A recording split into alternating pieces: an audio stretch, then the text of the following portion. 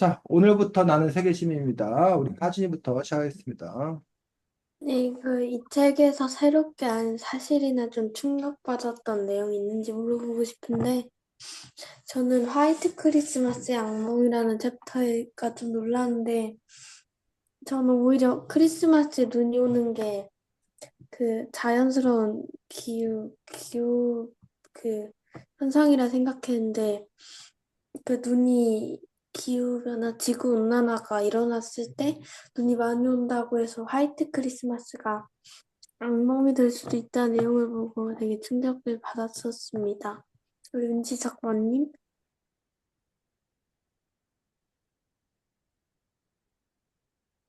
원, 지석 원.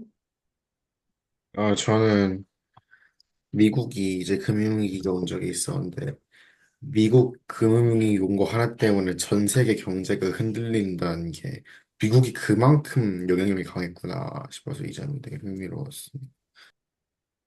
네, 그럼 박준희님?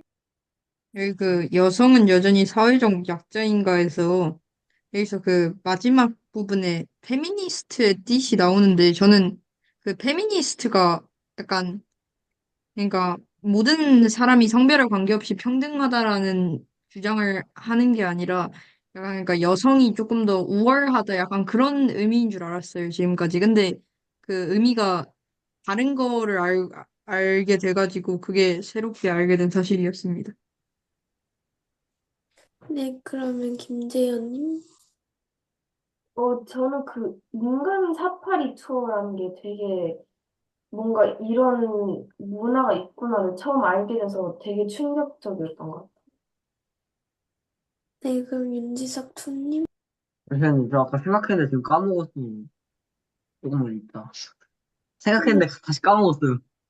그럼 선생님? 네.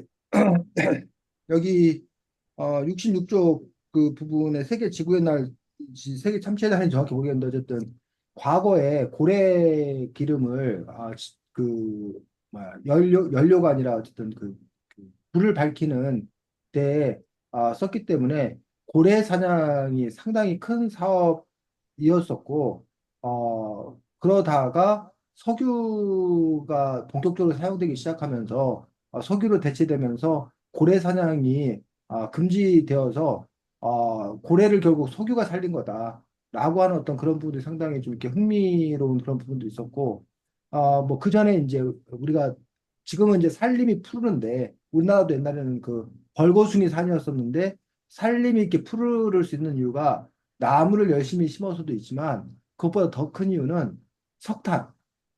사람들이 석탄을 사용하기 시작하면서 더 이상 나무를 연료로 땔감으로 사용하지 않게 되면서 그러면서 이제 산이 푸르러지기 시작했다라는 이야기를 들은 적이 있는데 지금 석탄이나 석유가 상당히 그 현재 탄소를 많이 일으켜갖고 완전히 욕 엄청 먹고 있는데 한때는 석탄이나 석유도 오히려 친환경적인 환경을 살리는 거로 각광받은 적이 있다라는 그런 사실에 그렇다면 지금 이제 거꾸로 태양광이라던가 수소 이런 것들이 지금 앞으로 청정 에너지로서 우리들에게 지금 희망을 갖고 있는데 만약 그것들이 또 나중에 되면 태양광이나 수소 이것들이 또 다른 문제 요인이 될 수 있는 건가?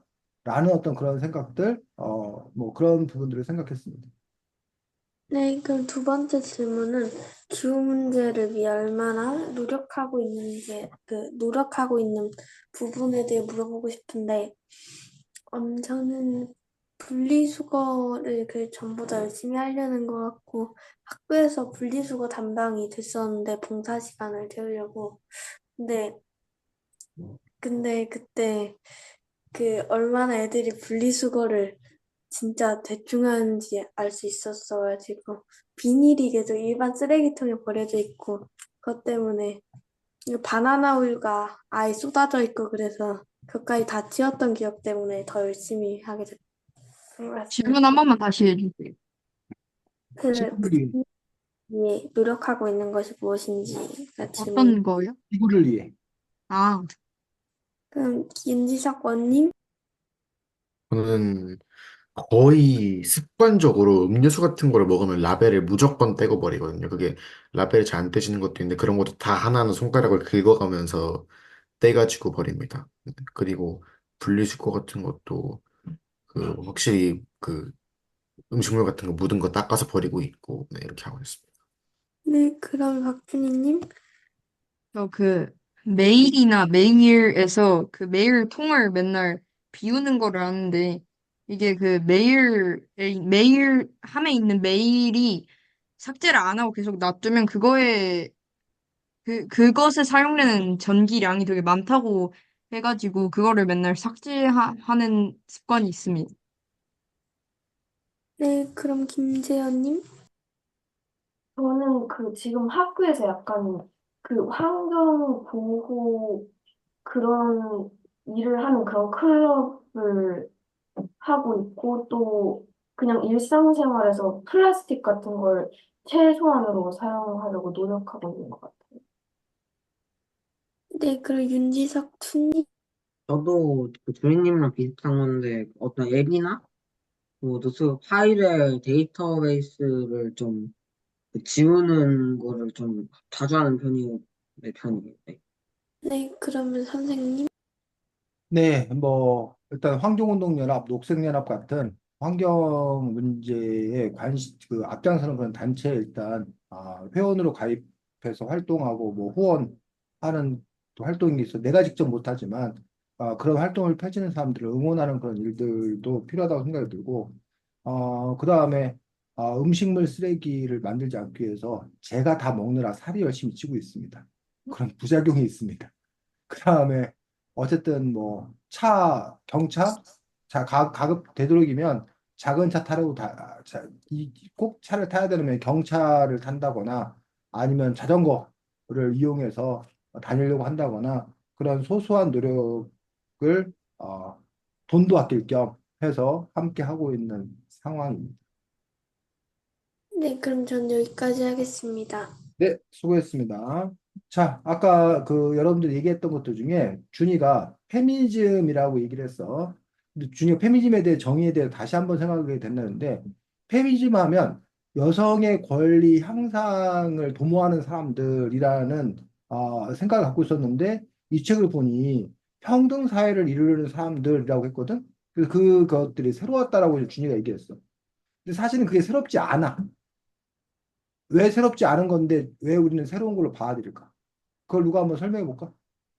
그 요새 페미니즘 음. 문제가 여자가 우월하고 남자가 여자보다 우월하다는 주장을 펼치는 그 페미니스트인 척하는 여자가 늘어나면서 유튜브에서 그걸 페미니스트라고 말한 사람이 늘어나면서 다른 학교 아이들이나 반 애들이 그런 말을 하면서 그렇게 많은 사람들이 저희 연령대 사람들이 알게 된 것 같아요. 그게 무슨 말이야? 아주 최신 뉴스인데? 다시 한번 하냐 설명해 줘. 그 무슨 말이야? 페미, 요새 음, 그 구글 뭐 그런 데서 음. 페미니스트가 여자가 남자보다 더 우월하다라는 주장을 펼치는 이 페미니스트인 척하는 사람들이 늘어나면서 다른 저희 또래 연령대 아이들이 그걸 페미니스트라고 그 얘기를 하면서 페미니스트에 대한 인식이 그렇게 변한 것 같아요. 그러니까 하진이 너희 그 친구들이 남자들 여자들 아니면 모두 다야. 그 여자들도 그렇게 알고 있는 것 같고 저 중학교 1학년 때는 남자애들이 주로 그렇게 말했던 것 같아요. 어쨌든 하진이가 봤을 때 그 전에 알고 있던 페미니스트의 개념은 여성 우월주의다. 여성이 더 뛰어나다고 주장하는 사람들인 걸로 알고 있다. 네, 아는 거야. 그래, 그래. 자, 선생님은 지금 그 부분 여성의 우월주의까지는 모르겠고 여성의 권리를 주장하고 여성의 권리를 신장시키자 여성이 더 잘 살아야 된다라고 주장했던 거로 준이가 이해했었는데 여기 보니까 남녀 평등을 주장하는 거다라고 얘기하는 부분이 서로 다르잖아 겉으로 보면 그 사실은 같은 얘기라는 거야 쌤이 봤을 때는 왜 아, 다른 걸 왜 쌤이 같은 얘기라고 하냐고 지금 그걸 여러분이 혹시 이해하고 계세요? 그러니까 준이. 지금까지는 음. 그러니까 지금까지는 보통은 남자한테 남자가 조금 더 권리를 보장을 받고 그랬잖아요. 응, 여자는 조금 더 남자에 비해서 권리를 보장받지 못했는데, 응, 그래가지고 이 페미니스트들은 둘의 권리를 똑같이 하기 위해서 조금 응. 더 권리를 보장받지 못했던 여성들의 권리를 높여주는 일을 했던 것이기 때문에 어떻게 보면은, 그러니까 결국엔 똑같은 평등한 사회를 위해서 일하고 있었던 거죠. 어. 자, 주님 말 이해가? 자, 네. 두 사람 중, 남자, 여자 중에 여자가 현저히 낮은 여러 가지 그 사회적 상황이 처해졌다는 얘기야. 그 여성의 권리를 높이는 게 결국 남성과 뭐 하게 되는 거야? 평등한 사회가 되는 거지. 근데 이제 이 부분에 대한 평가가 달라. 여전히 뭐하다? 여성이 아직도 낮은 상황에 있다. 그러니 지속적인 페미니즘 운동을 통해서 남성과 같이 가야 된다는 그런 부분이 있는 거고. 또 한쪽에서는 이미 이 차이가 이미 뭐해졌다, 같아졌다. 그리고 여기서 여성을 더 뭐 얘기하면 오히려 역차별이 발생할 수 있다. 라는 어떤 그런 반발 작용들. 그래서 그러다 보니까 우리나라에서 이른바 여성 가족부를 해체하자. 뭐 이런 움직임이 막 있는 거야. 여성주의에 대해서, 페미니즘에 대해서 반페미니스트 그런 운동을 펼치는 사람들이 있는 거란 얘기야. 그러니까 그런 부분에서 이제 그게 다시 나뉘는 거야. 하나는 남성 우월주의의 바탕을 두고 어디 여자들이 감히 하고 다시 떨어져. 이런 주장을 펼친 사람도 있는 거고. 또 한쪽에서는 이제 이미 남녀가 평등해졌는데 여전히 페미니즘 운동을 하면은 이건 역차별되는 거다. 그러니 그만해라. 라고 하는 어떤 그런 부분들이 있는 거고. 그런 점에서 이제 그 견해를 달리하는 것들이고, 아까 하진이가 말했던 대로 그 페미니즘의 그 폭이 되게 넓어. 페미니즘이라는 맞아요. 이름 하나로 돼 있지만 페미니즘 안에 뭐 공산주의적 페미니즘이라는 것도 있고 뭐 좀 급진적 더, 페미니즘이라는 것도 있고 네. 뭐, 뭐 봉건적 페미니즘도 있고 뭐 여러 가지 페미니즘이 있어. 그 페미니즘 안에. 그러다 보니까 이제 그 페미니즘을 하나로 얘기할 수 없으나 다만 이제 여기서 말하는 것들은 그나마 주류 다수파를 형성하고 있는 어떤 그런 페미니즘의 본래의 정신은 그동안 차별받던 여성들이 차별을 뭐 해야 된다? 회복해야 된다. 라는 어떤 그런 부분들. 그래서 이거는 페미니즘만 그런 게 아니야. 예전에 그 인종주의, 그 흑인 인권 운동 할 때도 똑같았어. 흑인 인권 운동도 흑인의 인권을 향상시켜야 된다는 부분들이 흑인과 백인이 같은 사람이다. 그러니 평등해야 된다고 주장하는 사람도 있지만 일부 흑인들은 흑인이 오히려 뭐하다? 백인보다 더 우월하다. 흑인이 지배하는 사회를 만들어야 된다. 라는 식의 그런 주장을 펼치는 사람도 실제로 있었어. 그런 점에서 이제 그 우리가 어디를 가는 건 똑같아. 그러니까 우리가 지금 서울을 가자. 준이하고 지석이가 서울을 가자라고 했는데 서울을 가는 건 똑같은데 어떤 사람은 서울을 가는 것 자체가 목표야. 근데 알고 봤더니 지석이는 뭐 서울을 거쳐서 그 다음 어디를 더 가려고 그러는 거야.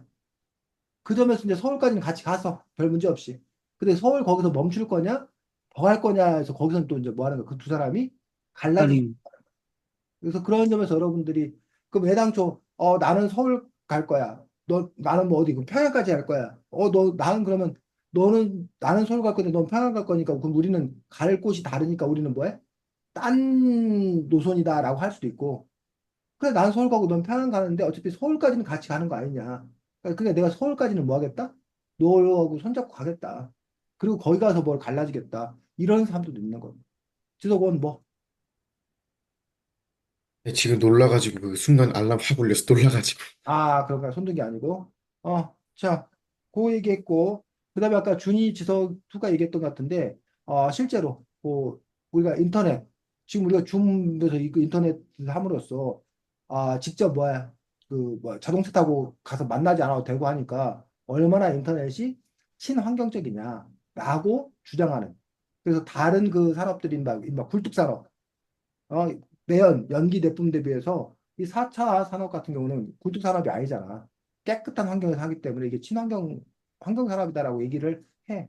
그런데 거기에 숨겨진 진실은 아까 준이가 얘기했듯이 이러한 그 줌이나 이런 걸 하려면 엄청나게 큰 서버가 필요하다는 거야. 근데 그 서버를 유지시키기 위해서는 서버를 이렇게 냉각시켜야 되고 이러기 위해서는 엄청나게 많은 전기, 에너지를 사용한다는 거야.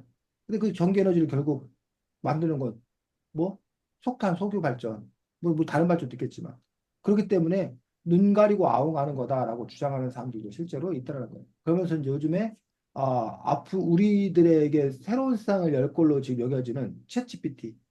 그 챗GPT가 그 엄청난 일을 해내기 위해서는 엄청난 계산을 해내고 그 엄청난 계산을 신속하게 하기 위해서는 엄청나게 많은 그런 서버가 반도체가 필요하고 그럼 그거를 냉각시키고 뭐 하기 위해서는 또 엄청난 에너지가 필요하고. 그렇기 때문에 그 부분들에서 오히려 챗GPT로 인해서 이렇게 지구 기후위기가 더 가속화될 거다라고 주장하는 또 그런 사람들도 있는 것도 또 사실입니다. 그래서 그런 부분에 대해서도 여러분들이 그러면 뭐 어떻게 되는 건가라는 부분에 대해서 한번 생각을 해봐야 되고 아까 여러분들이 우리가 할 수 있는 일, 아까 뭐, 라벨을 떼고, 뭐, 분리수거를 제대로 잘하고, 라고 해서, 그렇게 해야 돼. 물론, 당연히 개인이 해야 돼. 근데 그거에 대해서 또 경계하는 목소리가 하나 있어. 정작, 라벨 하나 떼고 뭐 하고 하는 일은 일이야, 일. 그런데, 뭐, 예를 들면 뭐, 제트기 비행기 타고 다니고, 아니 무슨 뭐, 거대한 공장에서 뭐 하고 하는 거야. 그 천이고 만이야. 근데 사람들한테 자꾸 이제 뭐라는 거야? 쓰레기 잘 주워라, 분리수거 잘해라라고 그거를 이 환경위기, 기후위기의 문제를 누구의 문제로? 게임. 개인의 문제로 몰아붙이는 거야. 정작 구조적인 어떤 그런 시스템의 문제는 해결하지 않은 채.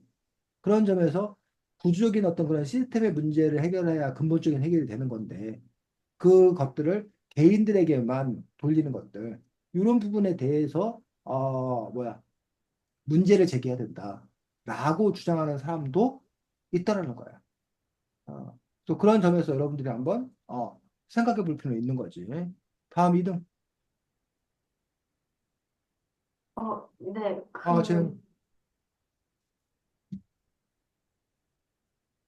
지금 여기 세계 평화의 날에서 그 데스 노트라는 게 나오는데 그 범죄자들을 약간 무조건 빨리 소탕하려고 하는 그, 그런 걸 볼 수가 있었는데 이런 그 방법에 대해서 어떻게 보셨는지 궁금했어요. 어, 저는 이렇게 무조건 악으로 악을 대처하려고 하는 방법은 되게 악순환이 반복될 수 있고 또 그 이런 범죄자들이 사회의 어떤 문제로부터 생길 수 있는 거니까 그런 데 좀 더 관심을 기울여야 된다고 생각했어요. 지속 원님? 는 되도록이면 이제 사형 같은 이제 그 죄를 죽음으로 갚는 형벌 같은 거는 좀 피하는 건 좋다고 생각을 하는데 최대한 이제 그 자기 잘못을 깨닫게 하고 이런 게 중요하다고 생각을 하는데 정말 필요한 상황에서는 사형이 필요하다고 생각을 합니다. 예를 들면 전쟁 범죄 같은 엄청나게 큰 그런 범죄에서는 사형이 필요하다고 생각을 합니다. 네, 주님. 이런 데스노트를 이용해가지고 범죄자들을 죽였어요. 근데 죽였는데 그 사람이 실제로 범죄자가 아닐 때는 굉장히 큰 뭐 파장이 일어나거나 그럴 거고, 아까 재현님이 말씀한 것처럼 악으로 대처하면 그, 이 사람이 자기가 감옥에 들어가지 않고 그냥 물론 죽음도 굉장히 큰 고통이지만 감옥에 있으면서 자신의 죄를 조금 더 뉘우치는 게 더 중요하다고 생각을 합니다. 네, 지속 투.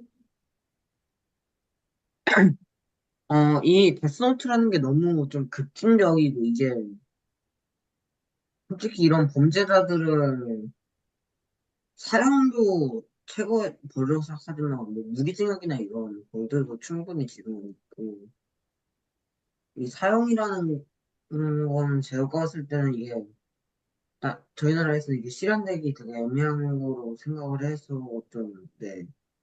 웬만해서는 사용이 안 하는 게 가장 괜찮은 것 같습니다. 네, 하진.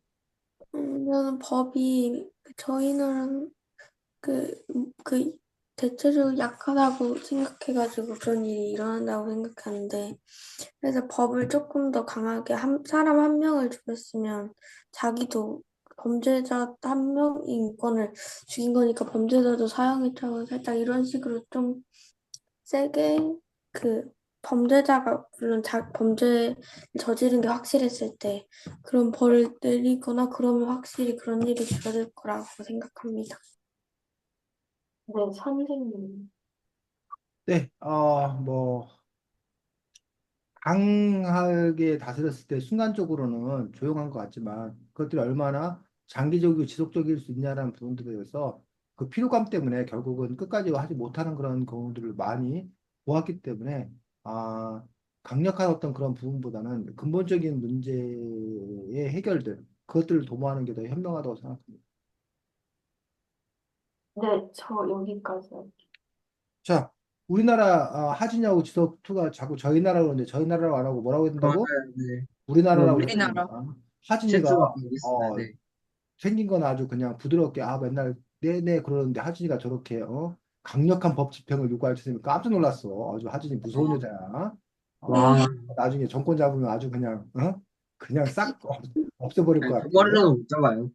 준이 너 남의 고막을 함부로 손상시켰어. 너 사형 막 이렇게 막 하진이 그럴 거지. 아, 그럴 수도 있다. 아, 근데 저게 자신의 고막 때문이 아니라 그냥 준이어서라는 거에 조금 더 초점을 맞춰야 될 것 같긴 해요. 네. 자, 우리나라에서 실제로 그런 일이 있었습니다. 언제 있었냐? 전두환 대통령이 이른바 아, 12.12 그 군사 쿠데타를 일으켜가지고 그 자기가 정권을 장악한 다음에 당시 최기하 대통령이었던 사람을 끌어내리고 자기가 대통령이 취임을 해. 그 다음에 이제 한 일들이 바로 뭐냐면 쌤 지금 갑자기 그 이름이 생각이 안 나네. 그 무슨 부대인가 뭔가 이렇게 해가지고 전국의 조직 폭력배나 불황아 이런 사람들 다 잡아들인 거야. 그래가지고 그 사람들한테 엄청난 그런 군사교육 뭐 이렇게 훈련 같은 걸 시킨 거야. 그리고 뭐 강제 노동을 시키고 뭐 녹화 사업이라고 아니 뭐 녹화 사업이라고 안 하는데 어쨌든 지금 그 선생님 그 이름이 생각이 안 나는데 그래서 한때는 국민들로부터 박수 받았어. 왜? 동네 불황아들 문제, 깡패들 다 모아니까 싹 쓸어다가 걔들한테 엄청나게 큰 벌을 주니까 오 세상 사회도 왔다고 좋았다는 얘기. 근데 거기에 이제 몇 가지 문제가 발생을 해.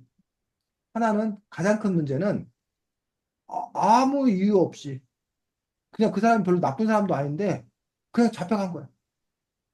얼떨결에 잡혀가고 특히 이제 위에서 야 100명, 200명 하고 하다를 내려. 그러면 깡패인지 이런 거 관계없이 그냥 무조건 뭐야?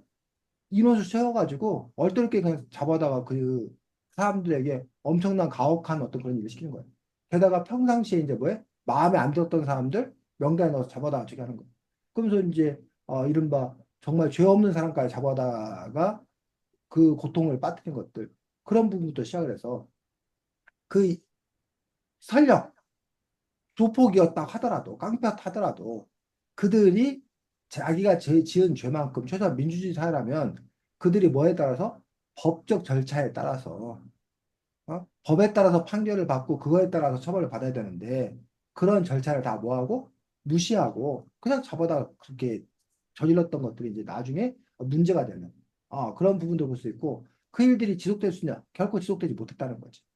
그러면 그 일을 했던 것들은 결국은 하진이나 지속투처럼 우리 사람들 마음 안에 그런 게 있어. 강력한 법 집행에 대한 그래서 어떤 사람은 독재자가 나타나가지고 올바른 독재자가 나타나서 독재를 하는 게 더 좋은 거 아니냐. 라는 어떤 그런 사람들의 그런 심리가 있다는 거야. 그런 점에서 근데 이제 올바른 독재는 없다는 것들이 민주주의의 기본 정신이야. 그러다 보니까 이제 그것들이 훗날에 이제 문제가 되었던 그런 측면들을 볼 수가 있습니다. 그 전에도 박정희 대통령 때도 5.16 군사 쿠데타 일으킨 다음에 사회 정화한다는 이유로 싹 잡아다가 했던 그런 때가 있다는 얘기. 공통점이 뭐야? 교수님 말한 두 사람의 공통점이 네, 좀, 독재 정권이 네. 군사 쿠데타를 일으켜서 이 사람들이 정당성이 없는 거야. 정당성이 없는 사람들이 자기들의 국민들에게 인기를 빨리 찾기 위해서 자신의 정당성을 하기 위해서 우리가 힘을 갖고 세상을 정화시키겠다. 라는 식으로 이렇게 폭력적인 어떤 그런 방식으로 그 일들을 집행했던 그런 그 과거가 있었던 거죠. 자, 우리나라는 그나마 양반이야. 우리나라는 그나마 그냥 잡아다가 패고 그냥 이렇게 막 통나무 같은 거 들고 막 들게 하고 정신 교육시키고 이 정도였어. 자, 근데 이 책에도 나오는데 172쪽에 필리핀에 두테르테라는 그러한 대통령이 있었어. 그 대통령이 이른바 마약과의 전쟁을 선포하면서 어, 마약은 사회 악이다. 그러니까 마약한 놈 있으면 그냥 뭐 해버려라? 쏴서 죽여버리라는 거야.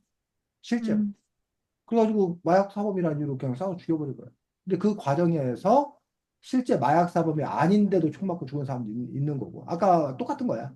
평소에 기분 나빴던 애들 그냥 총 쏴서 마약 사범이라고 뒤집어 씌워서 제거해버린 거야. 아니면 그냥 청년인데 그냥 잘 먹은지도 잘 모르고 그냥 심부름 가는 것 뿐인데 그냥 뭐 한 거야? 너 마약 소지. 쏴서 죽여버린 거야. 뭐 이런 식으로 이렇게 되는데 이 책에 이제 그런 얘기가 나옵니다. 173쪽에 밑에서 두 번째 문단. 73쪽이요? 173쪽 밑에서 둘, 넷, 다섯 밑에서 아홉째 줄. 왜 남의 물건을 거기 한번 읽어볼까 누가? 왜 왜 남의 남의 물건, 물건을 훔치고 마약을 하는지 원인을 찾지 않은 채 그저 범죄자만 없어진다면 좋은 세상이 찾아올 것이라고 믿습니다. 공포로 만들어진 범죄 없는 사회가 얼마나 갈지, 공포가 사라진 다음에도 평화가 지속될지 모른 채 말입니다. 그렇지. 그러니까 근본적으로 왜 마약이 유통되는지, 왜 도둑질이 일어나는지 이 근본의 원인을 해결하지 않고 현상만을 뭐 한 거야? 제거하는 거야. 우리가 여기 뭐 몸에 뭐 두드러기가 났어. 그럼 왜 몸에 두드러기가 나는지에 대해서 근본적인 치료를 하지 않고 그냥 두드러기 났으니까 거기다 약만 발라갖고 이 증상만 없애려고 했을 때 얼마 후에 다시 뭐 한다는 거야? 다시 두드러기가 난다는 거야. 그런 점에서 사회 구조적인 어떤 그런 부분과 마찬가지 맥락을 갖는 것들. 그리고 이것들이 때로는 얼마든지 악용될 가능성.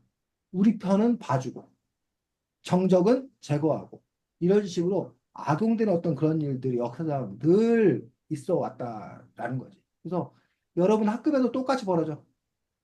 선생님들이 3월 달에 맨날 뭐해? 인상 팍 쓰고 막 엄하게 하는 선생님들 있어. 막 반 분위기 막 꽉 잡는 선생님들. 진짜 무섭게. 어? 그런데 그 반이 그럼 그래서 다른 반에 비해서 되게 조용해. 그런데 그게 과연 얼마나 가냐는 얘기예요. 끝에 가서 보면 늘 보면 12월 달, 1월 달 되면 그 반 완전히 막 이상해져. 그 선생님이 뭐 해도 아니 안 통해. 이런 것들이 그냥 여러분 학급 교실에서나 어디에서나 그 자명하게 벌어지는 어떤 그런 일들이에요. 그래서 그 두 가지 논쟁이 늘 있어. 자, 자기 스스로 자율적인 고난을 갖고 자기가 책임지고 하도록 해라. 자기 알아서 하도록 해라. 그 사람 개인에 대한 신뢰지. 그러면 그들이 알아서 질서와 평화, 자기들만의 평화를 지킬 거다. 선함이 이루어질 거다. 라고 믿는 사람들이 있고, 한쪽에서는. 아니다. 인간이란 존재는 한없이 악한 존재여서 내버려 두면 엉망진창된다. 그러니 강력하게 몽둥이 들고 뭐 해야 된다는 거야? 단속하고 단호하게 해야 된다는 거야. 그 하준이 얘기는 후자죠, 후자. 국민들을 내버려 뒀더니 아주 개판이다. 그러니 아주 그냥 엄하게 이렇게 해야 그래야 착한 사람들이 뭐야 보호받는다라고 하진이는 생각하는 거예요. 그러니까 그런 정치 세력, 정치 지향적인 세력을 갖고 있는 사람이 있어. 굳이 말하면 고대 그리스에 스파르타라는 도시와 아테나라는 도시가 있었어. 두 도시가 정치하는 모습이 달랐다는 거야. 그러니까 하진이는 굳이 말하면 스파르타 유형인 거지. 근데 또 하진이가 보면 스파르타에 가 살라고 그러면 또 하진이 또 못 산다고 그럴걸? 스파르타는 강력한 체력을 요구해가지고 맨날 그 열심히 운동하고 막 그래야 되는데 아, 하진아 감당할 수 있겠니? 제 저질 체력이에요. 그러니까 네, 하진아 그래도 할 만할 것 같아? 네, 저들 체력이 심약골이에요. 자 다음 3등 아, 네. 여러분들은, 이 책에서는 여러 세계 시민과 관련된 여러 세계의 날이 나오는데요. 여러분도 혹시 아는 세계의 날 그런 게 있으면은 무슨 날이고 어떤 날인지에 대해서 한번 알려주시면 좋을 것 같습니다. 저 같은 경우에는 알고 있는 세계의 날 중에서 제가 알고 있는 세계의 날 중에서 하나인데 5월 1일은 노동자의 날을 알고 있는데요. 이 노동자의 날에 정확히는 잘 모르겠는데 이게 그 회사나 그런 데 안 나가고 좀 쉬는 그런 날로 알고 있습니다. 네. 지성님? 저 여기 나온 거 말고 하나도 모릅니다. 네, 네. 진희님? 잘 기억이 안 나요. 그냥 저도 잘 아무거나 뭐 3일절, 광복절 뭐 이런 거 아무거나 해도 그거는 세계의 날이 아니지 맞나? 뭐 그냥 그런 거라도 하던가 생각 안 나요. 음, 잘 모르겠습니다. 네, 알겠습니다. 그럼 하진님? 저는 3일절이랑 광복절. 무슨 날인지 혹시 3일절은 저희 일제강점기에서 벗어나 대한민국이 독립을 한 날이고, 광복, 광복절이 그 일제강점기에서 일본에게 독립을 한 날이고, 3일절이 까먹었습니다. 네, 알겠습니다. 네. 대한님? 저도 여기에 나오는 날 말고는 잘 모르는 것 같아요. 음, 네, 선생님? 네, 뭐 저도 특별히 생각나는 거 없고 뭐 여러 가지 날이 있는 걸로 알고 있습니다. 무슨 뭐 국제 문해력의 날, 뭐 이렇게 해서 이제 글읽기의 어떤 그런 소중함에 대해서 얘기하는 그런 날도 있는 것 같고, 어, 뭐 여기는 나왔나? 자살 예방의 날, 뭐 이런 것들도 있는 것 같기도 하고, 어쨌든 날들이 거의 매일 그런 이벤트가 있는 걸로 알고 있습니다. 유엔이 지정한 어떤 그런 날들로서 거의 매일 있는 걸로 알고 있는데, 뭐 특별히 저도 기억나는 건 없습니다. 네, 알겠습니다. 질문 하나만 준비해가지고. 자, 네. 지석이가 이제 노동절에 대해서 얘기했습니다. 우리가 보통 메이데이라고 얘기하지. 노동절이 며칠? 월요일이요. 5월 1일. 그래서 개교기념일. 우리나라에서는 어? 개교기념일. 그래. 우리나라에서는 그 학교 선생님들은 노동자로 인정을 안 하는 거야. 그래서 학교는 그래서 그날 안 쉬어. 어, 그리고 공무원들도 안 쉬어. 우리나라 같은 경우는. 그 대신 이제 은행, 회사 이런 데는 대부분 다 쉬어. 그래서 이제 그래서 그 뭐야? 노동절 5월 1일이 공휴일이 아니야, 공휴일이. 공휴일은 여러분이 이렇게 생각하면 돼. 공무원이 쉬는 날이 공휴일이야. 근데 5월 1일은 공휴일이 아니라서 여러분 학교를 가는 거야, 보통은. 근데 물론 뭐 개교기념일이나 뭐 이러면은 재량휴일 이런 일은 쉬게 되는데, 그래서 5월 1일은 전 세계적으로 지금 지켜지고 있습니다. 메이데이라고 해서. 우리나라는 노동자의 날이라 안 하고 근로자의 날이다라고 하기도 했었어. 그래서 근로자라는 말하고 노동자라는 말하고 혹시 차이를 알아? 옛날에도 뭐 그런 거 나왔던 것 같은데. 재현이 근로자하고 노동자. 근로자, 지석도 말해봐. 근로자는 어디에서 특정한 데서 근무하는 응, 사람? 응, 노동자는 좀 응. 광범위한 걸 자, 해당하죠. 근로자랑 노동자랑 같습니다. 이 근자가 부진해야 근자. 네. 그래서 근로자 하면 부지런히 일해야 되는 사람이에요. 노동자는 그냥 뭐 하는 사람이야? 노동하는 사람, 일하는 사람이에요. 그럼 그 근로자를 누가 좋아할까? 근로자요? 근로자라는 걸 누가 좋아할까? 근로자하고 노동자 중에서 근로자를 더 좋아하는 사람이 있어. 엄마, 아빠? 엄마, 아빠? 사장님. 아, 사장 입장에서는 너희들은 일을 부지런히 열심히 해야 되는 사람이야. 그럼 노동자의 반대말이 고용주야. 사장님이야. 그럼 근로자의 반대말은 사장님이 아니라 뭐 해야 돼? 좋은 사장님이 되잖아. 뭐 능력 있는 사장님이 되잖아. 근데 그런 말은 없단 말이야. 그런 식으로 그 근로자라는 말 자체가 사실은 이뭐 자본과 사장 중심의 어떤 그런 용어라는 거야. 그래서 나는 근로자가 아니라 나는 뭐다? 노동자다. 근데 그 당시 어쨌든 과거 우리 정부가 어쨌든 권력자 그 자본가들의 어떤 그런 편에서 우리나라는 노동조를 안 하고 근로자의 날 뭐 이런 걸 따로 우리가 지킨 적이 있었어 과거에 박정희 대통령 시절 이런 때는. 근데 이제 지금은 이제 5월 1일 메이데이에서 노동자의 날이라고 하는 어떤 그런 부분들이고 그건 이제 서양에서 시작된 그런 부분들이 노동절입니다. 그래서 처음에 방종환 선생님이 어린이날을 만들 때 5월 1일 날 어린이날을 만들었었어 사실은 처음에. 그러다가 이 노동절하고 이제 뭐 하니까 겹치니까 빛이 안 나는 거야. 그래서 어린이날로 뭘로 옮긴 거야? 5월 5일로 옮긴 거야. 근데 이제 최근 들어서 어린이날을 5월 5일로 하지 말고 5월 첫째 주 월요일로 하자라는 그런 논의가 좀 있어. 왜냐면 어린날인데 어린날이 일요일하고 겹치면 토요일하고 겹치면 짜증난다고.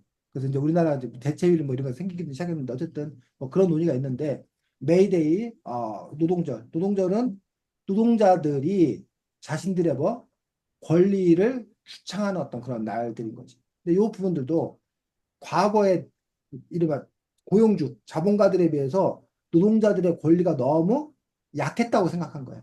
그래서 이런 노동상권 보장을 비롯해서 노동자의 권리를 주장하기 위해서 어쨌든 기념하기 위해서 생긴 어떤 그런 날들이 노동절인 걸 볼 수가 있습니다. 그 다음에 아까 우리 하진이가 광복절 얘기했고 3.1절이 뭔지 까먹었어요 얘기하는데 자 준이 3.1절 설명해줘. 그니까 그 3.1운동 한 날인데, 응, 3.1운동 한 날인데, 응. 네, 3.1운동 한 날이죠. 그래. 3.1운동이 맞습니다. 자, 그럼 우리가 1910년에 일본에게 나라를 뺏겼어요. 빼앗기지. 그래서 이제 1919년, 아이고, 1919, 1919년 3월 1일 날 대한독립 만세운동을 하게 되는데 그 배경이 바로 그 전에 제1차 세계대전이 끝이 나. 그러면서 누가? 미국의 윌슨 대통령이 뭐라고 그래? 민족 자결주의. 민족 자결주의가 뭐야? 자기 민족의 운명은 누가 결정한다? 자기들 자기, 스스로가 결정한다라고 얘기를 해요. 그러면서 미국은 인권을 존중하는 나라로서 여러분 민족의 운명을 여러분 스스로가 결정하면 여러분 결정하는 대로 우리가 뭐 하겠습니다? 도와드리겠습니다라고 얘기를 해요. 그래서 윌슨의 말을 들은 조선인들이 우리 조선의 운명을 우리가 결정할 수 있대. 우리는 식민지 상태에 있기 싫어. 우리는 뭐 하고 싶어 해? 독립하고 싶어 해. 우리가 독립하고 싶어 한다는 걸 세상 만방에 뭐 하자? 알리자. 그러면 미국의 윌슨 대통령이 우리를 도와서 일제로부터 뭐 할 거다? 해방시켜 줄 거다. 라고 믿고 대한독립 만세 운동을 했단 말이야. 그래서 길거리에 나와서 대한독립 만세, 대한독립 만세를 해서 3월 1일부터 시작을 해서 3월 1일 하루만 한 게 아니라 3월 1일부터 시작을 해서 몇 달 동안 전국 방방곡곡에서 수많은 사람이 대한독립 만세 운동에 참여를 한 거야. 자, 그 결과 우리는 독립이 됐다? 독립이 됐어? 네, 아니요? 저희 독립, 아니요. 그때는 안 됐죠. 1910년에 그 일이 있었는데 독립은 1945년에 된 거잖아. 네, 안 그죠? 됐죠. 왜 그럼 저기 1910년에 3.1 독립 만세운동 우리가 목 터져라 열심히 했는데 왜 안 됐어? 1920년에 일제에서 그거 민족정치 성향 바꿔가지고 좀 그렇지 않았나요? 1919년에 3.1 독립 만세운동을 했는데 왜 그때 독립이 이루어지지 않았냐고. 지석도 뭐 얘기하는 거였어? 그 1920년에 음, 그 일본이 뭐 식민지 지배 성향 바꿔가지고 음, 그렇지. 그 전까지 일본이 이른바 무단 통치, 헌병 통치라는 거였어. 칼 잡아갖고 폭력적인 방식으로, 강압적으로. 그러다가 지금 지석 투가 얘기한 대로 그 다음에는 문화 통치라고 해서 살살 좀 이렇게 풀어준 거야. 부드럽게 대하는 형태로 바꿨어. 그래서 독립이 안 이루어졌다고? 또, 자, 아까 누구를 믿고 독립만세 운동했다고 그랬어? 미국의 윌슨 대통령의 미국 민족 자결주의를 믿고 했다고 그랬지. 자, 그러면 우리가 그렇게 독립하고 싶어요. 도와주세요 하니까 미국이 도와줬어? 아니, 안 도와줬어. 그럼 미국은 뻥친 거야? 왜 안 도와준 거야? 미국의 윌슨 대통령이 그렇게 말한 거에 앞에 전제가 있어. 단서가. 무슨 단서가 있냐면 1차 세계대전의 패전국의 식민지 백성들에 한해서. 어, 맞아요. 네. 근데 일본은 1차 세계대전 빨간색이 당시만 아니고 해도 승전국 편이었어. 네, 미국 영국 편이었어. 2차, 맞아요. 2차 대전 때는 편이 바뀌지만 1차 대전 때는 승전국 편이었기 때문에 우리가 외친들 미국은 뭐해? 아는 체도 안 한 거야. 네, 일본 분만 있죠. 어? 네, 네. 하진이가 남자 놈의 새끼들 다 없애겠습니다 라고 막 하면서 내가 이놈들 다 쳐부수겠습니다 나한테 말하세요 그랬고 재현이가 지석도 쟤 되게 얄미워 재수 없어 쟤를 해치워줘 그랬더니 하진이가 모른 체 하는 거야 왜? 지 팬, 오빠라고 아니, 근데 전 가장 먼저 죽일 것 같은데. 네, 꽤 어, 맞긴 해요. 네. 그래서 그럼 하진이가 내가 남자 놈들 없애겠습니다라고 하는 거는 하진이가 평소에 뭐 했던 놈들? 미워했던 놈들을 얘기해주면 그 놈들은 내가 뭐 해주겠다? 없애주겠다. 그럼 그럼 못 없애기. 우리 편인 애들은 뭐 한다? 걔들은 내가 없앨 수는 없다. 쉽게 말하면 이런 어떤 그런 국제사회 어떤 그런 구조가 있었다는 거야. 그렇다고 해서 1919년 3.1 독립만세운동이 쓸데없는 짓 한 거냐? 그렇지 않다는 거지. 지석투가 말했던 대로 그 전에 포갑 통치에서 문화 통치로 바뀌어서 출판의 자유, 신문 언론의 자유가 조금은 생긴 거야. 조금 살만해진 거야. 그리고 보다 더 중요한 것은 그 전까지 그 독립운동 세력이 막 분열돼 그 제각각이었어. 근데 그것들이 하나로 합쳐져서 이른바 상해 임시정부가 1919년 독립만세 운동을 계기로 해서 생겨나. 우리 지금 현재 대한민국은 상해 임시정부의 법통을 이어받은 그런 것들을 기본으로 하고 있는데 그 상해 임시정부의 수립에 결정적 계기가 되었던 사건이 바로 뭐? 3.1 독립 만세운동. 그래서 3.1 독립 만세운동이 중요하기 때문에 우리가 3.1절은 국경일로 공휴일로 지정하고 있는 거야. 여러 그 독립운동의 그 일들이 있었는데 독립운동 관련해서 우리가 두 번, 3.1절, 그다음에 아까 말했던 8.15 광복절, 목적. 그 두 번을 공휴일이자 국가 경축일로 지정하고 있는 광복절 같은 경우는 그 부분들이 이제 그런 연유가 있는 것들을 볼 수가 있습니다. 자, 요 얘기 나왔기 때문에 다음 주 과제에 대해서 얘기하도록 하겠습니다. 재현아, 다음 주 글쓰기 숙제거든? 선생님 글쓰기 숙제 네, 못할 것 같아, 재현아.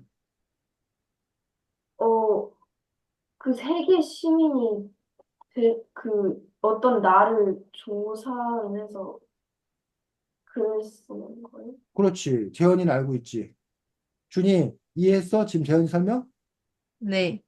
자, 여기에 지금 보면, 뭐, 선생님 정확히 모르겠는데, 한 뭐, 15개에서 20개 사이에 날이 나오잖아. 근데 여기 이 날 말고도, 9월 7일이 푸른 하늘을 위한 국제 맑은 공기의 날이래. 여기 9월 7일이 나와 있나? 안 나와 아니요. 있지. 그 다음에, 아까 말한 대로 9월 8일은 국제 문해의 날이고, 9월 10일은 세계 자살 예방의 날이고, 9월 15일은 국제 민주주의 날이고, 9월 16일은 오존층 국제 보존의 날이고, 9월 21일은 이거 나왔다. 세계 평화의 날. 9월 27일 세계 건강의 날 나오고 9월 28일은 세계 광견병의 날이래. 광견병. 그다음에 9월 29일은 세계 심장의 날. 그다음에 9월 마지막 주는 세계 바다의 날. 이런 식으로 지금 쌤이 9월 달 것만 갖고 얘기를 했는데 이렇게 매달마다 엄청나게 많은 지정이 있다는 얘기야. 그 중에서 여러분이 몇 개를 골라? 하나를 골라서 하나. 여기 나와 있는 그런 날들처럼 하나를 골라서 이 책에 나와 있는 방식으로 그 날을 뭐하라고? 표기하라고. 표현. 이해가? 네. 지금 사진이 네, 됐어? 네, 그래서 여러분들이 어쨌든 그 날이 왜, 그러니까 이 각각의 챕터를 보면 여기도 이렇게 날만 바뀌지 서술 방식이 거의 비슷해. 근데 그 서술 방식을 여러분이 파악하는 게 첫 번째. 그다음에 새로운 날에 대해서 조사하는 게 두 번째. 이 서술 방식에 입각해서 글을 쓰는 게 세 번째. 그런 식으로 해서 여러분들이 어쨌든 우리가 계속 지금 그런 훈련을 하고 있는 거예요, 여러분. 그동안 글쓰기 어떤 그 훈련했던 그런 방식들이 책마다 서술 방식이 달라. 그 서술 방식을 여러분들이 익히는 거. 또 하나는 여러분 스스로 뭐 하는 거? 자료 조사를 하는 거. 그 서술 방식에 따라서 여러분이 직접 글을 써보는 그런 활동들. 그런 과정에서 여러분들 어쨌든 글쓰기 능력이 신장될 수 있다라고 생각합니다. 어제 오늘 여러분들 축하했어 서로들. 왜요? 재현이도 한국에서 날아온 굿뉴스 들었어? 아, 네, 그 아, 노벨, 노벨 아, 네, 문학상. 맞아요. 그 노벨문학상 한강. 네. 한강이라는 음, 작가가 드디어 음, 어, 노벨 문학상을 타서 우리나라 사람들이 노벨상에 대한 컴플렉스가 있었어. 맞아요. 노벨 노벨상에 대한, 평화상밖에 못 탔잖아요. 방화성밖에 못해요. 노벨상에 대한 지독한 컴플렉스가 있었는데 드디어 한강 작가가 노벨 문학상을 해서 이제 그 다음에 이제 사람들이 또 이제 기다리겠지 이제 노벨 과학 분야에서 빨리 또 이제 상이 나와야 되는데 뭐 이러면서 우리나라가 늘 그 일본과 비교하는데 일본은 노벨상 여러 개 탔어. 네. 그러다 보니까 네. 과학 부분 엄청 어디로 많잖아요. 엄청 탔죠? 문학 부분도 일본이 더 먼저였고 문학상도 일본이 더 먼저였고 뭐 그런 부분도 있기 때문에 어쨌든 뭐 자 다음 상은 저요. 누구 하겠습니다 좀. 여기서 이 누가 세계 빅몬트 날에서 말하는 부분에서 이 경제 위기가 왔을 때 이 국가는 이제 나라의 경제를 어느 정도 그래도 지켜야 되기 때문에 그 은행들한테 되게 지원을 많이 하고, 그 다음에 시민들한테는 그렇게 지원을 많이 안 한다고 여기서 나와 있어요. 근데 그래가지고 여러분이 만약 지도자고 여러분의 나라에 경제 위기가 찾아왔다면 여러분은 99%의 시민들을 도운 정책을 만들지 아니면 경제를 뒷받쳐줄 은행들을 위한 지원을 해줄지를 여쭤보고 싶었는데 저는 일단은 어 1%의 은행들에게 지원을 먼저 해줄 것 같아요. 이 은행들이 망하면 나라의 경제가 흔들리기 때문에 이 경제 위기가 영원히 끝나지 않을 수도 있기 때문에 먼저 은행을 지원을 해주는 게 맞는 것 같습니다. 네, 그다음 지석원님. 저는 그 성공 사례도 있듯이 그 1%의 은행을 살려서 약간 1%의 은행만을 지원을 해가지고 나라큰 경제는 살릴 수 있겠지만 이제 시민들의 지지 같은 거는 너무 힘드니까 사람들이 떨어질 거 아니에요. 그렇기 때문에 먼저 사람들을 지원을 하고 그 사람들을 지원을 하고 그 후에 다시 경제를 살려나가는 방법을 하는 게 더 좋은 선택일 것 같습니다. 이미 성공 사례도 있기도 하고. 감사합니다. 그다음에 재현님. 저도 아무래도 그 시민들이 국가를 이루니까 먼저 그 시민들을 도울 것 같아요. 감사합니다. 그다음에 지석훈님. 네, 이 책에서는 이 시민을 먼저 살려서 그 다음 성공 사례가 있기는 하지만 솔직히 이거는 이러한 법도 이 사건이 끝나고 나서 유엔에서 판결에서 정해진 거였고 솔직히 말해서 이건 도박이었고 그래가지고 솔직히 모든 나라들이 그러니까 이런 법 같은 게 세워지기 전에도 모든 나라들이 예상했던 것처럼 저 또한 만약에 이런 정책을 펼치게 된다면 은행을 살리는 게 맞지 않을까라는 생각. 감사합니다. 그다음에 하진님. 는 99%의 시민들을 먼저 아까 윤지성 원님처럼 99%의 시민들을 살린 다음에 그래도 시민이 있어야 은행이 제대로 된 역할을 하니까 그다음에 살릴 것 같아요. 감사합니다. 그다음 선생님. 네, 뭐 제가 사실은 뭐 그런 경제나 정치 분야에 대해서 뭐 잘 모르기 때문에 어떤 결정을 내려야 될지 사실은 상당히 좀 이렇게 어려운 그런 부분들이 있는데 어쨌든 뭐 심정적으로만 놓고 보면 뭐 일부러보다는 다수의 국민들이 행복하게 국가가 존재하는 거라 생각하기 때문에 다수의 국민들이 희생이 없는 방향으로 정책 방향을 잡아가야 된다고 생각합니다. 다만 아까 이제 준이가 하다시피 그 시스템이 다 붕괴되었을 때 과연 그럼 99%가 살 수 있는 건가라는 부분들에 대해서 만약 그것들이 불가능하다면 뭐 그러면 생각이 좀 달라질 수 있겠지만 그렇지 않고 방법을 찾을 수 있다라면 이 책에 보면 아이슬란드 어떤 그런 사례가 나와 있는 것들이 사실이기 때문에 그런 점에서 국민들이 좀 단결을 하고 뭐 돌파구를 찾아야 된다면 가능하지 않을까 하는 그런 마음이 큰 상황입니다. 두 번째 질문은 여기서 이 아마존의 검은 눈물이 흐른다. 여기서 옥수수가 석유를 대신할 수 있을까라는 부분에서 이제 옥수수로 바이오 에너지를 만들어 옥수수를 다 태워가지고 바이오 에너지를 만든 다음에 그 에너지를 화석연료 대신 사용하자는 주장이었는데 그래가지고 여러분 이거에 대해서 어떻게 생각하는지를 여쭤보고 싶었는데 저는 그 이 옥수수가 그 식량이잖아요.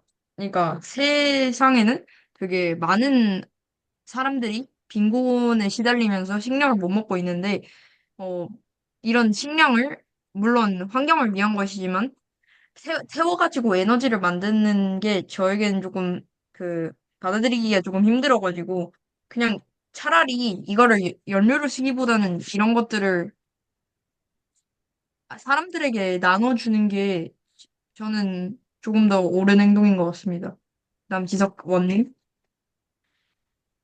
예, 아무래도, 그러니까, 바이오 연료 자체가 현재 많이 연구도 되고 있고, 또, 석유 같은 게 많이 떨어지고 있기 때문에 좋은 에너지원이 될 수는 있긴 하겠지만, 그러니까, 마치 현재 상태에서는 연구를 하는 건 좋은데, 먼저 사람들의 식량을 먼저 챙기고 남은 거를 연료에 쓰는 게 더 좋은 방향일 것 같습니다, 말하는 대로. 네, 그 다음에 재현님? 여기 한 사람의 1년치 식량인 옥수수를 하면 바이오 연료를 사용할 수 있다고 돼 있고, 그리고 또 바이오 연료조차도 되게 아직 연구가 잘 안 돼 있어서 그런 거에 더 관심을 기울이고 연구를 더 열심히 한 다음에 그런 걸 취하면 좋을 것 같아요. 네, 지덕수님? 일단은 이게 우리 이런 세계가 좀 이런 바이오 에너지, 좀 친환경적인 이런 게 좀 필요한 상태이기 때문에 이런 거에 대해서의 연구 과정은 분명히 필요할 거라고 저는 생각을 하고요. 근데 이게 아까 말했던 것처럼 이 식량 문제에 관해서는 사실 그거 하나를 막는다고 그런 식으로 해서 좀 고쳐질 문제라고 하기에는 좀 심층적인 걸로 알고 있어가지고, 네. 그래서 일단은 좀 미래를 위해서 네, 바이오 연료와 그런 곳에서 투자를 먼저 하는 게 맞지 않나라고 저는 생각합니다. 네, 하진님? 저는 지금 많은 식량 문제들이 많으니까 일단 옥수수를 대체할 다른 걸 찾아보고 옥수수는 바이오 연료 대신 사용하는 건 좀 아니라고 생각합니다. 네, 그다음 선생님? 네, 뭐 그 바이오 연료로 가는 그런 방향성이 맞는 건데 가는 어떤 그런 과정들 속에서 그것들 효율이나 이런 것들이 떨어질 수 있고 또 다른 문제를 이 책에 나온 것처럼 옥수수 값의 급등으로 인해서 가난한 사람들이 타격을 받는 어떤 그런 부작용도 발생할 수 있기 때문에 그런 점에서 속도를 조절해 가는 건 필요하지만 하지만 어쨌든 탄소 유발로 인해서 여러 가지 기후위기 어떤 그런 문제가 분명히 심각한 것이 사실이기 때문에 그 문제를 해결한다는 그 부분에서 보면은 이렇게 어, 옥수수를 기름으로 활용하는 그러한 방향에 대한 연구라던가 방향들 이런 것들은 맞다. 다만 어, 속도를 잘 조절할 필요는 있겠다라고 생각합니다. 네, 저 여기까지 하겠습니다. 자, 지금 태양광이 똑같은 문제가 발생하고 있어. 지금 우리가 석유, 석탄 발전, 탄소를 발생시키지 않기 위해서 태양광, 공해 없는 어떤 그런 걸로 하자고 그러잖아. 그럼 태양광이 그럼 과연 100% 무해하냐? 그렇지 않다는 거야. 태양광을 설치할 장소를 못 찾다 보니까 산을 깎아서 태양광을 막 설치하고 있어. 그러다 보니까 막 산사태 어떤 그런 위험, 벌목의 어떤 그런 상황들. 그다음에 논에다가 태양광을 설치하다 보니까 우리는 물론 지금 이제 우리나라가 농사를 자급자족을 하지 않고 거의 다 농작물을 수입해와 이제 공급을. 거의 다 얘기하죠. 그런데 어쨌든 간에 농사를 중요시 여기고 자급자족해야 된다고 주장하는 사람 입장에서는 태양이 식량을 뭐 해버리는 거야? 뺏어버리는 거야. 그런 문제가 발생한다는 거야. 그럼 그런 점을 들어가지고 태양광을 뭐 하는 사람도 있어? 반대하는 사람도 있어. 그럼 태양광을 하지 말자라고 했을 경우에 그럼 지금과 같은 탄소를 많이 유발하는 석탄 뭐 이런 걸로 가자는 거냐? 라는 부분들에서 문제가 있다는 거지. 그러다 보니까 이제 요즘에는 이제 태양광을 그 경사도 심한 거에는 허가도 안 내주고 농지나 뭐 이런 것들보다는 그 태양광에 대해서 이제 이른바 주차장, 아파트 그 옥상 또는 이거 최근 들어서 태양광이 아, 필름 형식으로 붙이는 필름 형식으로 태양광이 개발되기 시작을 했어. 그럼 벽에다 그냥 붙이면 돼. 창문에다 붙이면 돼. 자동차에다 붙이면 돼. 그런 식으로 어떤 기술 개발이 되면 이런 문제들은 상당 부분 많이 해결될 수 있을 거다라는 생각이 드는 거고 이 옥수수 문제도 같은 경우도 이른바 바이오 에너지라고 하는 어떤 그런 부분들이 공해 물질이 발생하니 얼마나 좋아. 근데 문제는 그 바이오 에너지가 동의된다고 하니까 이 사람들이 옥수수를 심느라고 아까 뭐 아마존 열대 우림을 그 나무를 다 베버리고 거기다 옥수수 심는 거야. 그러면서 이제 환경이 오히려 환경 파괴가 되는 거야. 또 하나는 옥수수가 사람들이 먹을 식량인데 옥수수를 연료로 쓰다 보니까 옥수수 값이 폭등을 해. 그러다 보니까 그 가난한 사람들 입장에서는 그 사람들이 고통스러운 거지. 그러면 자동차 연료 만들려고 사람들을 굶주리게 해야 되느냐. 그렇다고 해서 그러면 이제 바이오 연료라는 부분들을 그 나쁜이 그만둬야 되느냐. 그건 또 아닐 거란 얘기지. 그런 점에서 이제 어쨌든 이런 제반에 어떤 문제가 발생할 수 있는지를 여러분이 함께 봐야 되고 동시에 근데 그걸 똑같은 취급을 하면 안 되고 더 중요한 정책 목표는 뭐고 그거에 사이드에 벌어지는 일은 뭐냐. 그럼 그 사이드에 벌어지는 그 부작용은 최소화하되 본래 가려고 했던 것들은 또 뚜벅뚜벅 걸어가는 그런 태도가 함께 필요하지 않냐라고 한 거야. 그래서 그다음에 준이가 앞에서 했던 IMF가 뭐야? 참고 외환위기, 네, IMF 외환위기는 외환위기야? 국제통화기금이요. 그렇지. 네. IMF는 국제통화기금이라는 단체야 단체. 국제통화기금이 그렇죠. 네. 생긴 이유는 각 개별 정부가 이른바 유동성의 문제, 돈의 문제가 생겼을 때 그걸 도와주기 위해서 각 나라들이 출자해가지고 그 기금을 만드는 게 국제통화기금이에요. 근데 그 국제통화기금이 그래서 이런 외환위기에 빠진 그런 나라들에게 돈을 빌려줘. 근데 돈을 빌릴 때 그냥 빌려주는 게 아니라 이걸 다시 내가 받아야 되니까 구조조정을 요구해. 그래서 우리나라는 IMF 외환위기 당시에 IMF의 제안을 우리는 받아들여서 그때부터 우리나라가 이른바 비정규직 문제가 그때부터 본격화되기 시작한 거야. 맞아요. 그래서 IMF를 받아들이는 거에 대한 원망이 아주 커. 많은 사람들이. 어? 근데 이제 그때는 그들이 불가피했다고 또 얘기하는 사람도 있고. 근데 그 당시에 우리나라만 외환위기를 겪은 게 아니라 태국도 외환위기를 겪었어.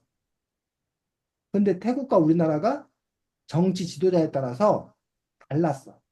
IMF의 구조조정을 우리는 다 뭐 했고, 그대로 받아들였고, 태국은 IMF 구조조정의 제안을 뭐 했어? 거부했어. 자기들은 자기들 방식대로 하겠다고 했어.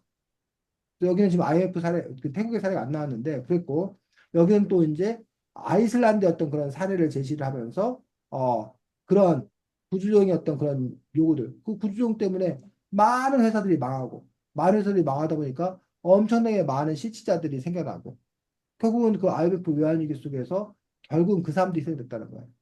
그리고 은행은 지원받아갖고 지금 은행도 얼마나 더 잘 나가. 어? 그러니까 그러다 보니까 은행들 살리려고 국민들 희생시킨 거 아니냐.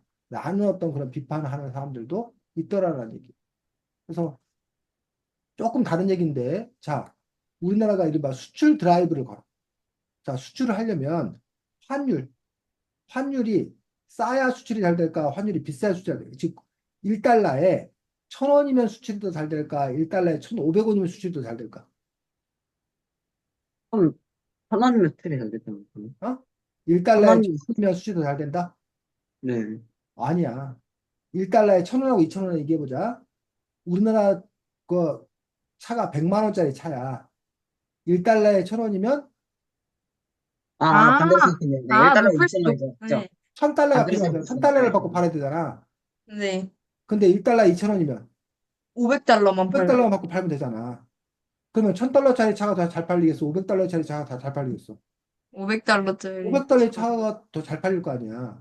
그래서 우리나라 환율이, 이른바, 우리나라 돈이 높을수록, 수출 기업은 좋은 거야. 수출이 잘 되는 거야. 지속도 이해가? 네. 자, 그런데 우리나라는 수출만 하는 게 수입해야 되잖아. 대표적으로 뭐 석유 수입하잖아. 아, 1달러에 2,000원 해가지고 자동차 잘 팔려. 근데 우리는 1달러에 1,000원에 하면 1,000원에 살 수 있는 석유를 얼마에 사야 돼? 2,000원에 사야 돼. 그럼 석유 사가지고 우리 맨날 기름 넣고 자동차 다니잖아.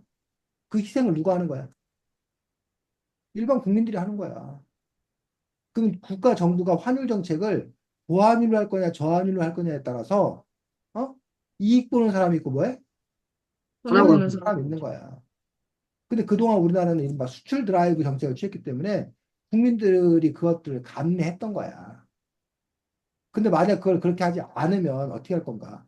뭐 이런 식으로 FTA를 결성을 했어. 자유무역을 했어. 그러면 자동차 회사는 윈, 이익 봐. 관세가 없어지기 때문에 수출을 더 잘할 수 있어.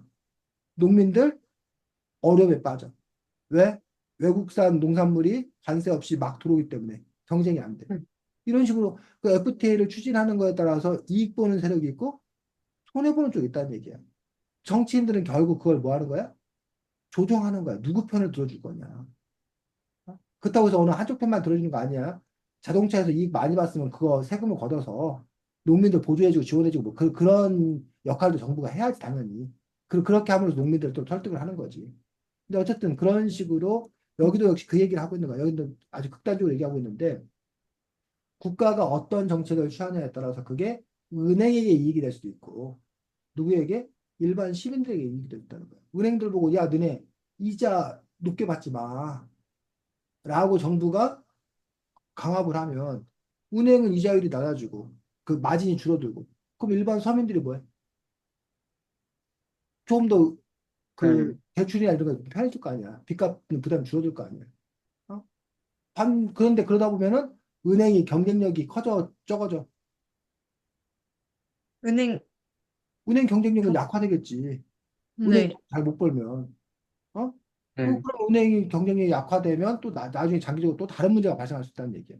그런 점에서 정책을 추진하는 사람들은 한 가지를 고려할 것도 아니라 여러 가지 어떤 그런 측면들을 복합적으로 고려를 해야 되는 그런 어려운 어떤 그런 작업들을 하고 있는 거고 그러다 보니까 정치인들이 맨날 싸울 수밖에 없는 거야. 왜? 여러 사람들의 이익관계가 네. 다르거든. 서로 내 뜻대로 해달라고 그러는데 그거를 대변하는 게 정치인이거든. 그러다 보니까 그들은 싸울 수밖에 없는데 정치인 보고 왜 맨날 싸우냐고 욕하면 그거는 말이 안 되는 거지. 자기 이익을 위해서 싸워줘야지 정치인들이.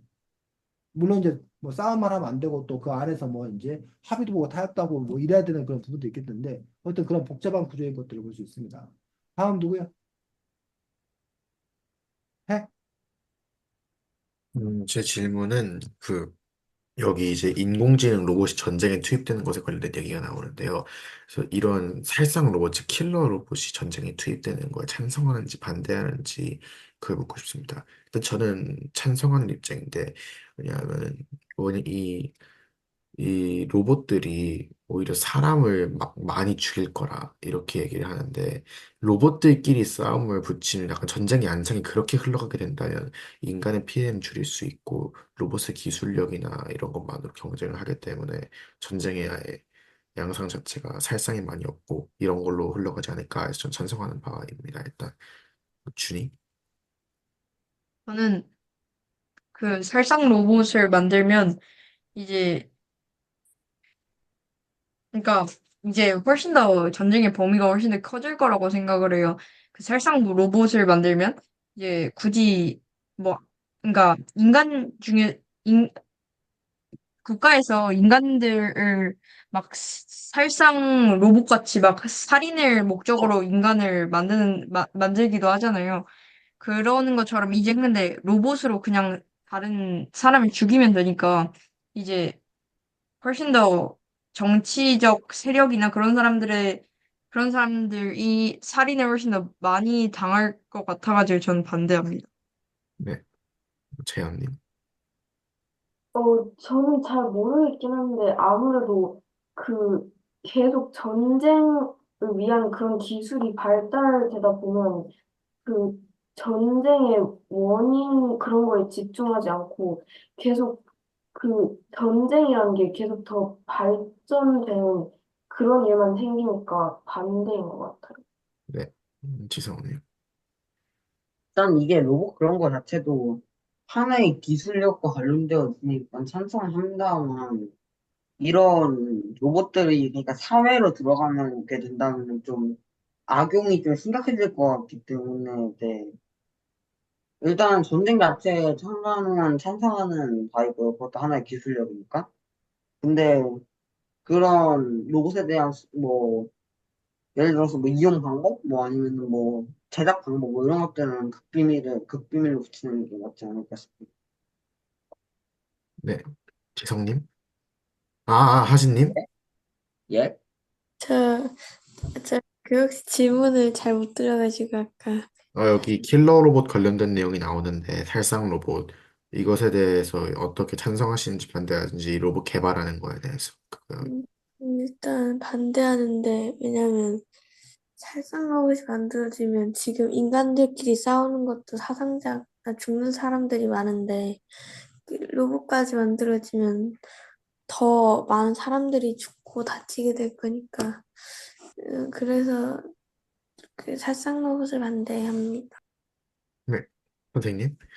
네, 저도 뭐 이렇게 로봇이 더 발달하면 아까 지석이가 얘기했던 대로 로봇끼리의 전쟁 쪽으로 갈 것 아닌가라고 생각이 들어서 뭐 사람들의 피해가 좀 줄어들 수 있겠다라고 긍정적으로 보면 그렇게 볼 수 있다라고 생각합니다. 어쨌든 결국 그렇게 되면 그 자본 돈 싸움이 결국 될 것 같고, 근데 이제 그러면 돈 없는 어떤 그런 쪽에서는 로봇과 인간이 싸워야 되는 또 그런 또 뜻하지 않은 그런 일들이 또 이렇게 벌어지지 않을까라는 어떤 그런 우려도 있어서 아까 재현이가 얘기했던 대로 전쟁 자체가 일어나지 않도록 어쨌든 하는 군축 노력들을 하는 게 더 우선 되어야 하는 어떤 그런 이상적인 이야기를 하고 싶습니다.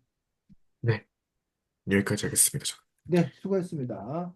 그래서 지금 이제 그 로봇 빨리 개발된다고 주장하는 지석의 주장의 안에는 아마 그래야 내가 군대를 안 가도 될 거다라는 노림수가 있지 않을까.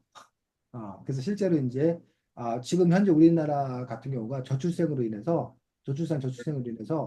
군사 자원이 부족한 거야. 군대 갈 보낼 자원이. 그래서 이제 양성기본. 몇 가지 논의되고 있는 것들이 여자도 군대 가자. 네, 양성기본. 군인 수를 확보하기 위해서 여자도 군대 가자라는 쪽의 주장이 하나가 있고 또 한쪽이 바로 로봇으로 군인들을 많이 대체해서 예년만큼 그 국내 인원수를 뭐 하자? 그 대군을 유지하지 말고 이른바 소수 전략적인 어떤 그런 군대로 탈바꿈하자. 그런 식으로 논의가 이제 두 가지 방향으로 지금 현재 흘러가고 있는 그러한 상황들입니다. 그래서 아, 근데 이제 그 전에 사실 남북의 어떤 그런 긴장 문제 이런 것들이 풀리면 그나마 우리나라의 어떤 그 군대의 어떤 그런 필요성이 지금 현재 분단된 상황보다는 많이 줄어들 거기 때문에 그런 점에서 오히려 남북의 어떤 그 평화 무드 쪽으로 방향을 잡는 그런 정책적인 노력을 하는 것들이 더 현명한 거 아니겠냐라고 또 이제 주장하는 그런 사람들도 있는 것도 사실입니다. 어쨌든 어, 그 로봇이나 이런 데로 갈 수밖에 없는 게 그게 이제 그 군수 산업, 그 군대도 그 산업이야, 산업. 전쟁이 나야 돈 많이 버는 그런 기업들이 있어. 군수 기업들이. 그러니까 그들이 앞으로 이제 자기들의 활로를 잡고 있는 것들이 바로 로봇 개발 뭐 이런 것들로 대체시키는 그런 과정 속에서 많은 어떤 그런 또 이제 자본을 필요로 하기 때문에 그러한 방향으로 결국은 갈 수밖에 없지 않나라는 그런 생각을 하기도 합니다. 자, 오늘부터 나는 세계 시민이다라는 어떤 그런 책. 그래서 이 책이 이제 유엔에서 정한 여러 가지 그 기념일들을 바탕으로 해서 지구 전 지구상의 어떤 그런 문제라고 여겨지는 그런 부분들에 대해서 사실은 여러분들에게 알려주는 어떤 그런 책들인데 이런 책을 여러분들이 잘 읽어주면 그러니까 지금 뭐 이과 문과 뭐 이거 없었다고 그러는데 어쨌든 문과 쪽의 영역의 논술 문제의 중요한 단골 소재들이야 이 내용들이. 그래서 이제 우리가 논술을 잘한다라고 하는 부분들은 두 가지야. 하나 컨텐츠 내용을 여러분이 잘 알고 있어야 돼. 두 번째 그거를 형식적인 어떤 그런 부분을 바탕으로 글을 잘 써야 돼. 형식적인 글 쓰는 거 배우는 건 금방 배워, 사실은. 근데 그 안에 내용, 컨텐츠를 어떤 내용으로 채울 건가라는 부분들은 하루아침에 되지 않아. 그래서 이러한 문제들 여러분들이 지속적인 관심을 갖고, 여러분들이 그 내용들을 차근차근, 그 쟁점들이 뭐고, 어떤 주장들이 있고, 나는 어떤 견해를 갖고 있고, 뭐 이러한 부분들이 쌓일 때 여러분들 더, 그런 뭐 대비, 뭐꼭 여러분이 지금 그 대비를 하는 건 아니지만, 그런 부분에 있어서의 교양들이 쌓일 수 있다고 생각이 듭니다. 어, 아까 글쓰기 과제 얘기했던 거, 그래서 이 책에 나와 있지 않은 날을 일단 찾아야 돼서, 그냥 여러분들 구글이나 이런 데 검색하면 금방 나와. UN 지정 기념일 뭐 이렇게 하면은 요일별로 쭉 나와서, 아까 말했듯이 한 달에 거의 막 한 10개 이상씩이야. 그럼 전체로 보면 한 1, 200개, 기념일 1, 200개 돼. 그 중에서 여러분들이 가장 흥미롭게 또는 우리가 좀 이렇게 알아야 한다고, 또 요즘에 또 이렇게 의미 있는 어떤 그런 날을 하나 정해서 조사하고, 이 책의 한 챕터를 다시 한번 잘 읽으면서 이 글이 어떤 구성 양태를 취하고 있는지를 잘 분석해서 그 틀에 맞춰서 여러분들이 그 내용을 채워넣는, 그러한 방식으로 글을 쓰셨으면 좋겠습니다. 질문, 재현이, 없어. 지석투, 입니다. 지석원, 준이, 하진이, 나요. 없어? 자, 오늘도 수고 많았습니다. 선생님 오늘 늦어서 미안합니다. 다시 한번 잘 지내시고 다음 주에 보겠습니다. 안녕히 안녕. 계세요. 네. 요